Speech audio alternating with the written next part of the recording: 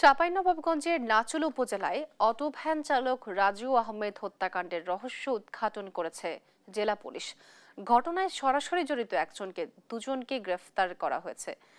উদ্ধার করা হয়েছে ছিনতাই হওয়া অটো ভ্যান ও হত্যাকাণ্ডে ব্যবহৃত আলামত। শনিবার দুপুরে চাঁপাইনবাবগঞ্জ জেলা পুলিশ সুপারের কার্যালয়ে আয়োজিত সংবাদ সম্মেলনে অতিরিক্ত পুলিশ সুপার ওয়াসিম ফিরোজ এ তথ্য জানান। বলেন, অটোভ্যান ছিনিয়ে নিতে রাজুকে নেশাদ্রব্য খাইয়ে অচেতন করে ছুরি দিয়ে গলা ও পিঠে আঘাত করে হত্যা করা হয়। এর আগে 23 জন ভ্যান চালক রাজুর গলা কাটা মরদেহ উদ্ধার করা হয়।